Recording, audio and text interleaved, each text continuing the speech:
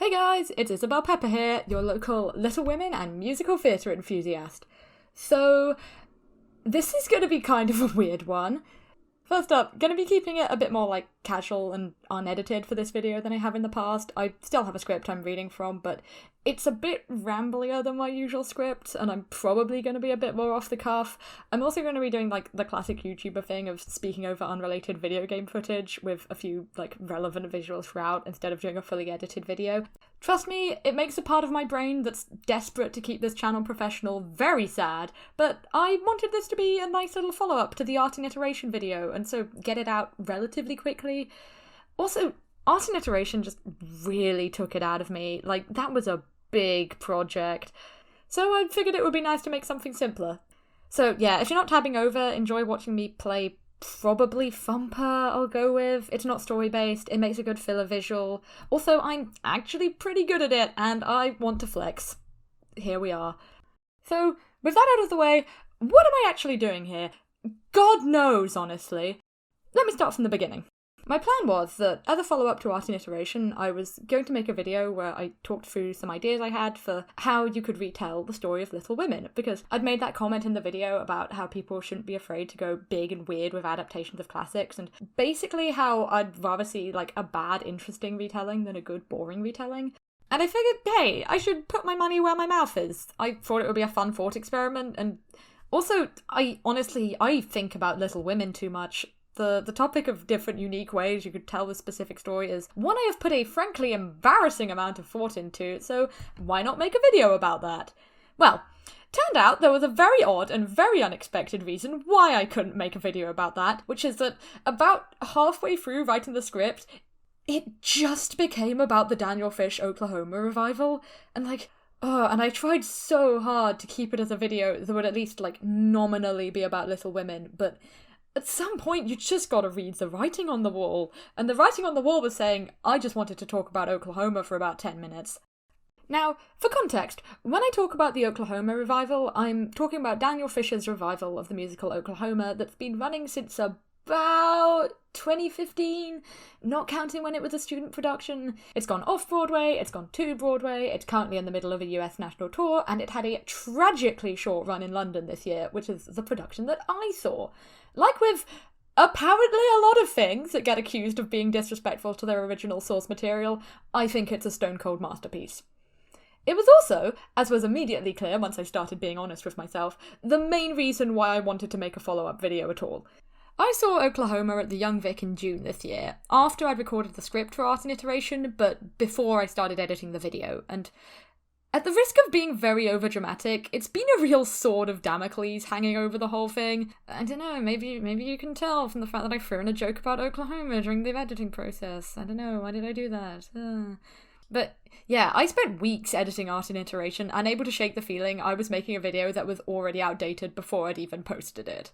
The whole point of it was that I wanted to talk about the reinvention of old texts and reimaginings of art and adaptations that are in conversation with their source material, and yet at no point did I mention this goddamn revival.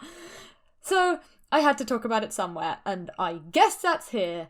It's not going to be a video essay. I want to make a video essay about the Oklahoma revival. I haven't started writing one yet, but I know exactly what I'd make it about. But also, video essays aren't a serious thing for me. This is just a hobby I took up because I accidentally turned my previous main hobby into my degree. So now I write and edit video essays to cope.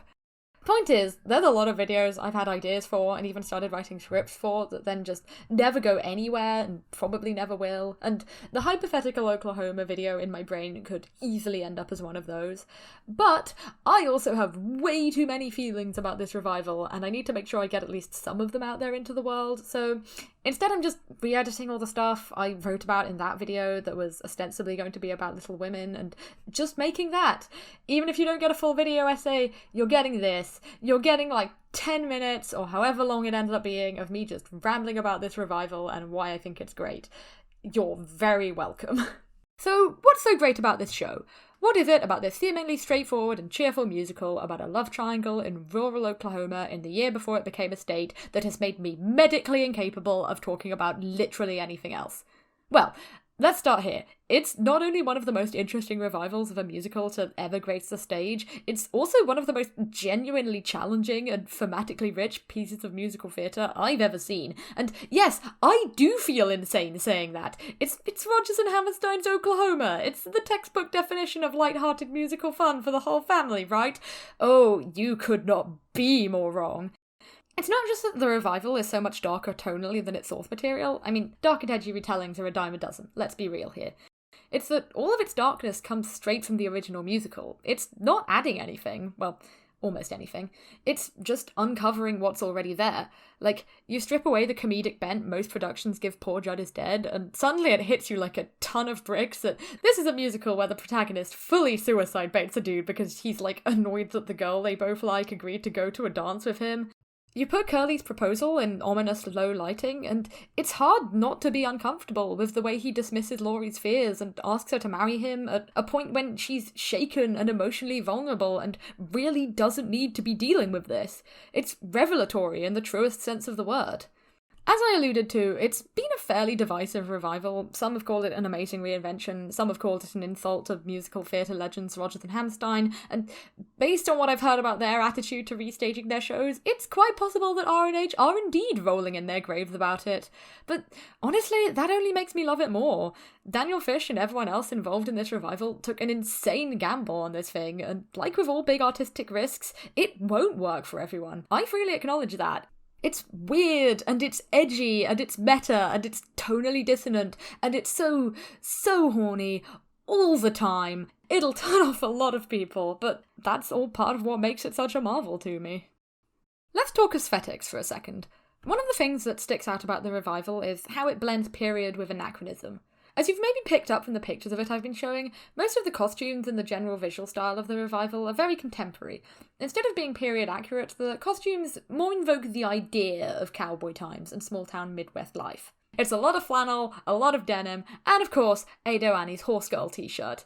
There's also, like, a fair few other anachronistic visual references scattered throughout, like the cast are constantly drinking from Bud Light cans, or at least they were in the production I saw, and it all really adds up to throw the audience off-kilter.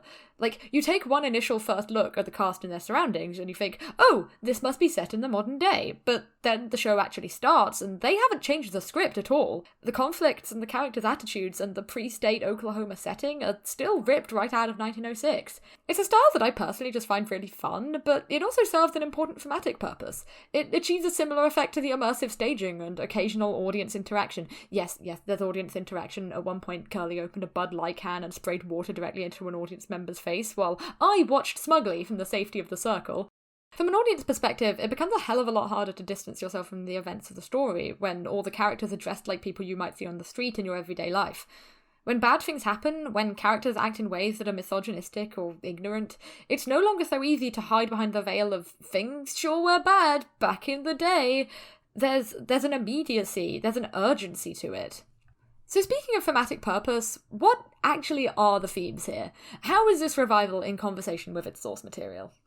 Let's back up a bit to 1955 and the film version of Oklahoma, arguably the iconic version of the musical in popular consciousness and allegedly one of the most faithful Rodgers and Hammerstein adaptations.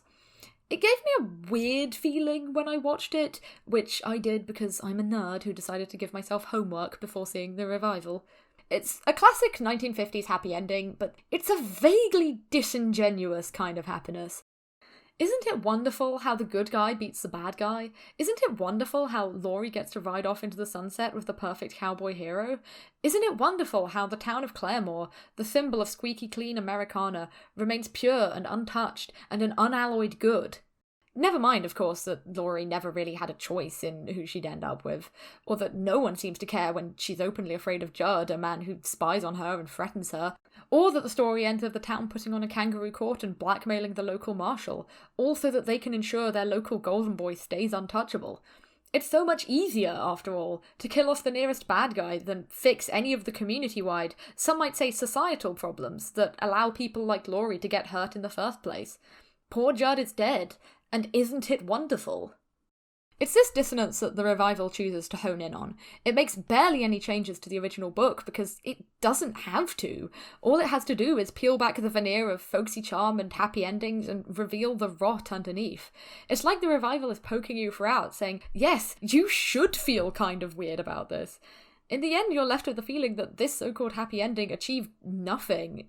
Judd does some awful shit to Laurie, and everyone else responds by letting him die and leaving her traumatized and without any meaningful support. Who does that help? It's Oklahoma by way of small-town horror, a community so obsessed with attacking its outsiders and keeping its insiders in line that it just ends up failing everyone it was meant to protect. The long and short of it is just that it's all too common when adapting source material that's old and has aspects you think are outdated to try and sand away the rough edges. And sure, that can work. It's not inherently a bad approach, but it does make the Oklahoma revival feel very gratifying.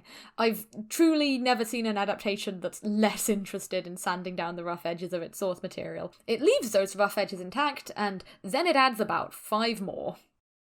But also, don't let me give you the wrong impression. The Oklahoma revival, despite what its detractors would tell you, also has far more reverence for the work of Rodgers and Hammerstein than you might expect. There's this all-too-common attitude to adaptation where people believe that the only reason why someone would write an adaptation that's really radical and makes changes from the original is because they don't actually like the source material. This whole attitude bothers me. I don't think it could be more wrong. All the truly radical and inventive adaptations I've ever seen were ones that felt like they were coming from a place of utmost love and respect. Yes, even horny, edgy Oklahoma. Like, okay, on a purely technical level, you don't put in the effort to reorchestrate every single piece of music in Oklahoma so that it can be played by a 7-piece bluegrass band instead of a 28-piece orchestra because it needs to fit the very distinct vibe you're envisioning for your revival, unless you care a lot about this musical. But beyond that, when I saw Oklahoma at the Young Vic, I felt like the people behind it wanted to show me all of Oklahoma. All of its amazing music and characters and comedy and all those things it's historically been known for, but also its dark side and its moral ambiguities and its social commentary and all the things about it that tend to get glossed over. It reminds me in its own way of this quote I absolutely love by poet Alice Oswald from her introduction to a poem she wrote retelling Homer's Iliad. I don't have time to get into it. Go watch Jacob Geller's video, Bright Unbearable Realities, if you want to know more about it. Actually, that's not a request. As soon as you're done watching this video, go watch Bright Unbearable Realities. It's one of the best video essays I've ever seen. But the point is, Alice Oswald has this quote describing how she approached retelling the Iliad, where she compares what she did to lifting the roof off a church in order to remember what you're worshipping. Even with my limited prior experience of Oklahoma, I felt something much like that in the auditorium at the Young Vic on the 18th of June. That feeling has only been strengthened the more I learn about the musical. There's a great review of the revival's 2019 Broadway run in The Atlantic that offers some interesting context to the whole thing. According to this review, back in the 1940s, when Oklahoma was still just an idea and not a vital piece of the musical theatre canon, its producers struggled to raise the funds to get it made, because, according to skeptical potential backers, musicals don't have murders in the second act.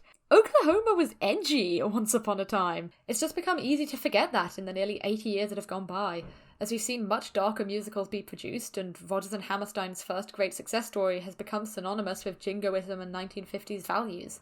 This new revival feels reclamatory in a way, giving back to Oklahoma that thing, that spark, that feeling of a lightning strike that's been lost over the years.